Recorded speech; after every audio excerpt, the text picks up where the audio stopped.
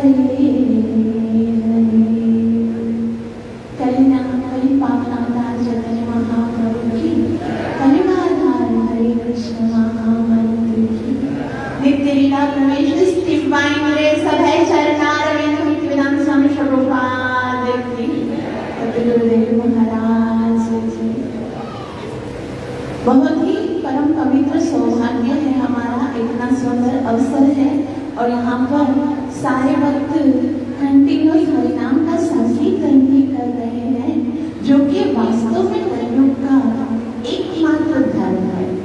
कला संकीर्तन, कलयुग में केवल नाम ही सबसे बड़ा धर्म है। और ऐसा बताया गया शास्त्रों में कि नाम तो नामी के बराबर ही है, अभिनंदन नाम नामिनो, लेकिन अगर फिर भी उनमें कंपेयर किया जाए, अगर तुलनात्मक दृष्टि से देखा जाए तो नाम तो भगवान से भी बड़ा है। तो उसी को लेते हुए कि हम जो कार्य कर रहे हैं, जो हरिनाम का जप कर रहे हैं, वो कितना अधिक महत्वपूर्ण है, उसी को उत्साहित करने के लिए एक बहुत ही सुंदर कथा आती है शास्त्रों में कि जब एक बार जब राम रावण युद्ध हो गया, अयोध्या में राजतिलक हो गया, उसके बाद एक बार हनुमान जी ने भगवान श्री राम से कहा, प्रभु बहुत समय हो गया, मेरी इच्छा है कि मैं अपनी माता से मिलके आऊँ, अगर आपकी आज्ञा है तो मैं मानवता से मिलने के लिए जाऊँ।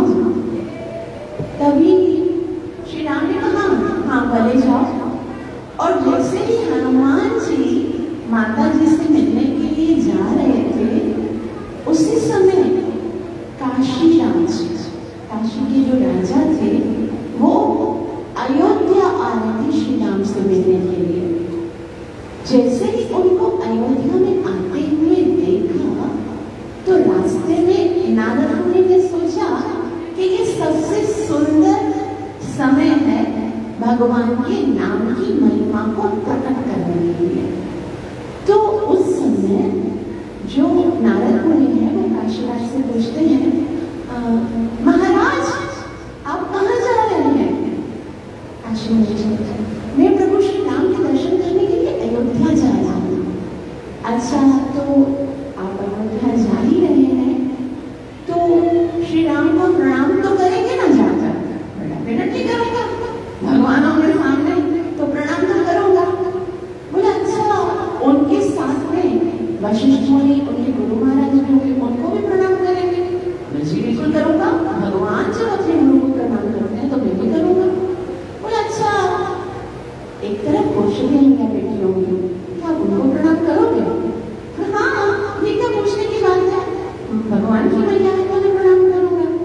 बोले अच्छा, सीता मैया होगी उनको प्रणाम करोगे? हाँ करूँगा, सीता मैया को भी करूँगा। बोले एक बात करो, वहां पर विश्वामित्र जी होंगे, क्या आप उनको प्रणाम करोगे? बोले हाँ। बोले बस मैं एक बात मान लो, आप ना विश्वामित्र जी को प्रणाम नहीं करना। बोला क्यों नहीं करूँगा प्रणाम? जरूर करूँगा विश्वामित्र जी को प्रणाम। बोला नहीं, मैं आपसे एक ही निवेदन करता हूँ, कृपा करके आप विश्वामित्र जी को प्रणाम नहीं करना। बोला लेकिन क्यों नहीं करें? बोला क्यों का उत्तर में समय आने पर दूंगा, लेकिन आप विश्वामित्र जी को प्रणाम मत करिएगा। बोला नहीं भाई, इतना बड़ा साधु है, मुझे तो श्राप आप दे ही देगा, कोई गड़बड़ हो जाएगी तो। अरे ठीक है, अगर आप विवश हैं, अगर आप मुझे आदेश करते भी हैं तो ठीक है, मैं उन्हें प्रणाम नहीं करूँगा, लेकिन अगर कोई गड़बड़ होगी तो आप बचा लोगे तो क्यों? आप वचन दो। तो मैं हाँ, कोई अगर कुछ हुआ तो मैं हो ना बैठा हुआ हूँ। तो क्या हुआ, हनुमान जी जा रहे हैं अपनी मैया के पास और काशीराज आए, सबको प्रणाम किया, राम जी को किया, सीता मैया को, सारी सभा को किया। जैसे ही विश्वामित्र जी को देखा, उनको पीठ देके चले गए, उनको प्रणाम नहीं किया। विश्वामित्र को बहुत क्रोध आया, बोले ये कोई तरीका होता है? मैं इतना बड़ा है ना यहाँ पर बैठा हुआ हूँ, मेरा एक इमेज है और इसने मुझे यूँ इंसल्ट किया, तो मुझे प्रणाम नहीं किया। डायरेक्ट से विश्वामित्र जी जाते हैं श्री राम के पास, बोले आप मर्यादा पुरुषोत्तम हैं श्री राम, और आपके राज्य में इतना बड़ा अनर्थ, एक साधु का इतना बड़ा अपमान। तो श्री राम ने कहा क्या हुआ महाराज? बोला क्या हुआ पूछते हो? वो काशीराज मुझे इस तरह से अपमान करके चला गया। श्री राम ने कहा नहीं, ऐसा मेरे राज्य में नहीं होना चाहिए, गुरु की अपेक्षा करने की उसे अवश्य सजा मिलेगी। और श्री राम उस समय एक प्रतिज्ञा लेते हैं कि कल शाम को सूर्य अस्त होने से पहले काशी नरेश के जीवन का सूर्य अस्त किया जाएगा। मैं अपने 3 बाणों के द्वारा उसका वध करूंगा, ताकि संसार को पता चले कि एक साधु का अपमान करने का क्या परिणाम निकलता है। और काशी नरेश बहुत भयभीत हो गए। सोच सकते हो विश्वामित्र ने जब इतना बड़ा कार्य किया कि राम जी से जब उन्होंने इतनी बड़ी प्रतिज्ञा लेगी, तो वो भयभीत हो गया कि भगवान ने मुझे मारने का प्रण किया है और रघुकुल रीत सदा चली आई, प्राण जाए पर वचन न जाए। तो उन्होंने सोचा आखिर मैंने नारद मुनि का भाड़ा क्या था, मुझे उसकी ना बात ही नहीं माननी चाहिए थी, खाम खाने पंगा ले लिया, मेरी जान में बनाई। ढूंढो नारद मुनि को, पूरी जगह पे ढूंढा, सामने से नारद मुनि आ रहे, दौड़ के दिया हमें गिरे, देवर्षि आपने मेरे साथ ऐसा क्यों किया? मैंने आपका क्या बिगड़ा था? नारद मुनि अरे नरेश क्या हुआ? बोला क्या हुआ क्या नहीं हुआ वो पूछिए। भगवान श्री राम ने सूर्य अस्त होने से पहले मेरे जीवन की सूर्य को समाप्त करने की प्रतिज्ञा ली है। अब आप बताइए, आपने कहा था कुछ गड़बड़ हो गई तो संभालोगा, आप बताओ संभालिए। तो बोला मैं क्या कर सकता हूँ, भगवान ने प्रतिज्ञा ली और मैं विरोधी तो कुछ करता।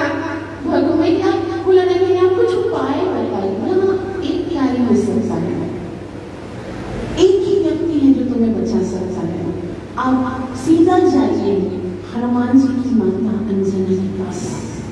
आप अगर अंजना माता को बहुत ही करुणामयी है, अगर आप उनको कहोगे अपनी दुविधा को तो वो आपको अवश्य रक्षा करेंगे। और काशी नरेश वहां पर जाते हैं और एक से अंजना माता जी के चरणों को पकड़ लेते हैं और प्रणाम करते हैं, बोलते हैं माता आप ही केवल मेरे प्राणों की रक्षा कर सकते हैं।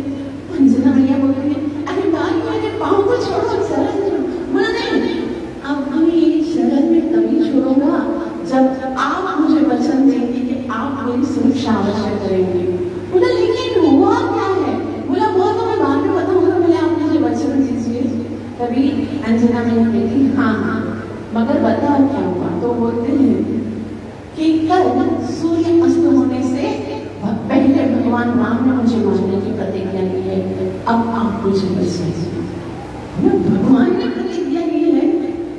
बोला हाँ लेकिन मैं आपकी शरण में हूँ। तभी अंजना माता ने शांत होकर सोचा, बोला ठीक है तुम चिंता मत करो, सब ठीक हो जाएगा।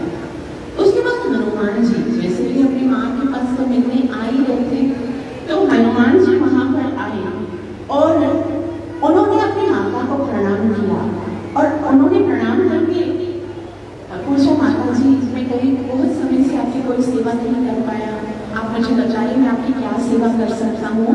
तो उनकी माता ने कहा देखो आप मुझे एक वचन दो। बोला नहीं माता वचन देने की क्या आवश्यकता है? हनुमान जी ने कहा माँ आपका आदेश ही मेरा जीवन है, आप मुझे एक बार कहिए तो सही कि मुझे आपकी क्या सेवा करनी है। इसमें वचन की तो कोई बात ही नहीं है। और अगर एक पुत्र अपनी माँ की सेवा नहीं कर पाया तो उसे तो जीने का अधिकार नहीं है। आप मुझे बताइए मैं आपकी क्या सेवा करूं? तो यहाँ से हनुमान जी सिखाते हैं कि भाई माता का आदेश कितना महत्वपूर्ण है। तो माता जी ने हनुमान जी को पूरी बात बता दी और कहा कि श्री राम ने कल सूर्य अस्त होने से पहले काशी नरेश को मारने की प्रतिज्ञा ली है और तुम मुझे वचन दो कि तुम उसे मरने नहीं दोगे। मैया मेरे प्रभु श्री राम ने वचन दिया है और मैं उनका सेवक हूँ तो मुझे उनकी सेवा करनी चाहिए, उनके कार्य को मुझे और भी सपोर्ट करना चाहिए। और आपने बोला वो मैं कुछ नहीं जानती। बोला बहुत कठिन कार्य है मैया, भगवान ने प्रतिज्ञा ली है। बोला वो मैं कुछ नहीं जानती, तुमने मुझे वचन दिया है और तुमको उसे बचाना है, एक दूसरा ऐसे बचाना है कि श्री राम भी नाराज न हो। हनुमान जी तो बड़े निकट से स्थिति में आ गए और सोचने लगे एक बात ध्यान रखिए, जब कुछ समझ में ना आए तो भगवान के नाम का आश्रय लीजिए।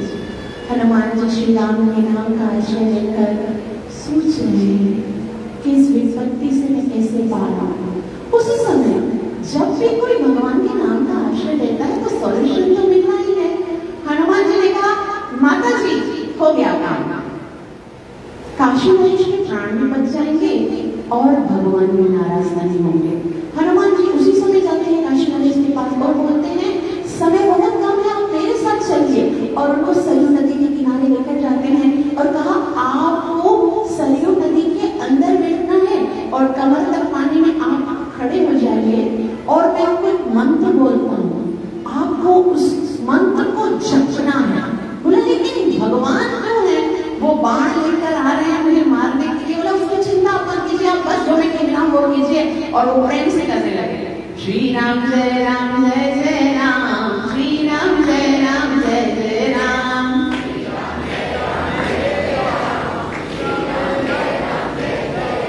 उसी समय हनुमान जी जैसे ही देखा कि प्रभु श्री राम आ रहे हैं और वो उनको कहते हैं काशी नरेश के बस आपको खाली भगवान के नाम का जप करते रहना है।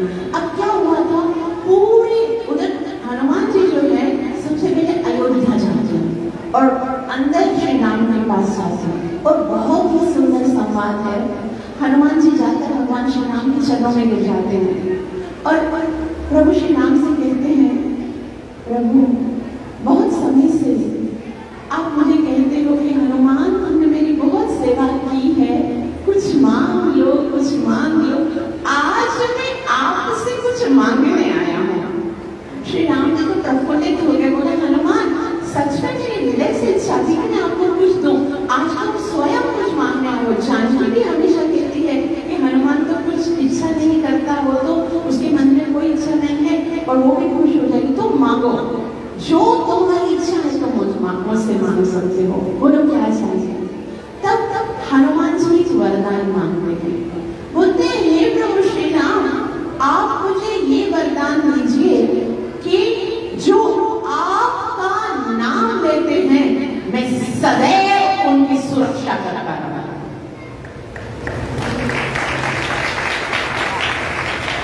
आप जब नाम लेते हो ना तो ये याद रखिएगा, हनुमान जी ने भगवान से वचन दिया है, आपकी सुरक्षा की जिम्मेवारी है।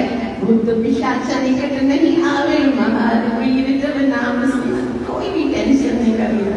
तो बोला पहला वरदान तो मुझे ये दीजिए कि जो आपके नाम का जप करते हैं उनकी मैं हर तरह से सुरक्षा करता रहूं। और दूसरा वरदान ये दीजिए कि जो आपका नाम लेते हैं उसका कभी अमंगल ना हो। श्री राम तो सुनकर गदगद होने लगे, बोले हनुमान आज तो कुछ मांगा नहीं, और मांगा भी तो अपने लिए नहीं, मेरे भक्तों के लिए मांगा। मैं बहुत प्रसन्न हूँ, मुझसे जो मांगना है तुम और मांगो।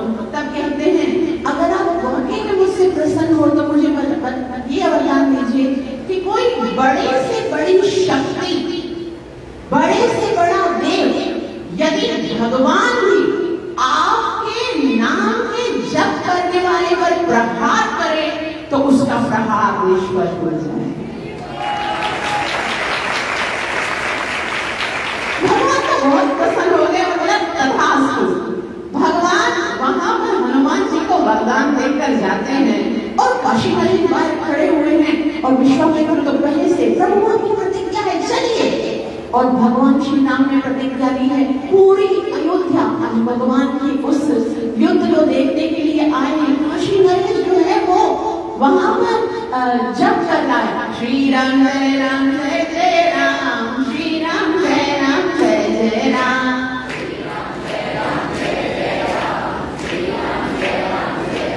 पूरे नगर में बात फैल गई।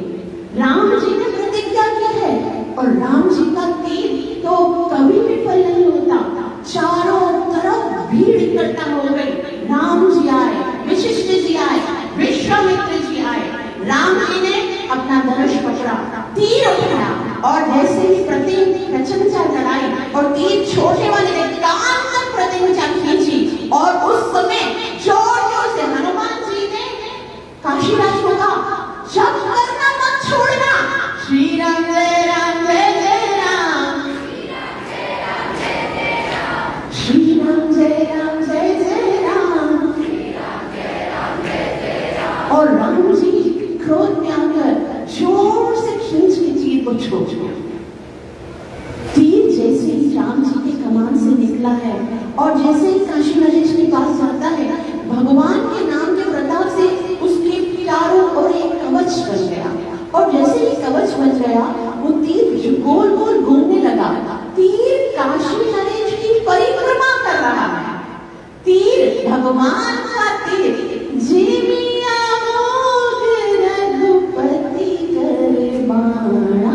ये जो तीर अमोघ है, जो कभी अपने लक्ष्य को भेदे हुए कभी आया नहीं, वो काशी नरेश की परिक्रमा कर रहा है। क्यों कर रहा है? क्योंकि वो क्या कर रहा है? हरे कृष्णा हरे हरे हरे राम राम राम हरे। उधर से राम जी का बाण है, इधर से राम जी का नाम है। और कैसा होगा ये दृश्य? पूरी अयोध्या उसी तरह से देख रही थी जिसे आप सब आज गौरव महाप्रभु को देख रहे हो। राम जी का बाण जो कि राम जी ने मारने के लिए छोड़ा है, लेकिन वो मार नहीं रहा है, तीर घूम रहा है। राजा के मन का पूरा भय खत्म हो गया और राजा झूम रहा है, श्री राम जय जय राम। हनुमान जी ने देखा तो हनुमान जी के नेत्रों से प्रेम के अश्रु बहने लगे, लेकिन वो मन में ही कहने लगा क्षमा कीजिएगा प्रभु, इस बहाने में आपके नाम की महिमा का दुनिया को पता करे इसलिए मैंने किया।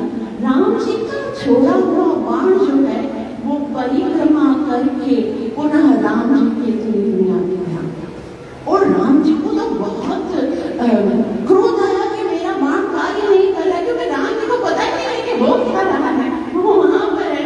और राम जी ने कहा 3 बाण थे, दूसरा तीर निकाला, वो भयभीत हो गया।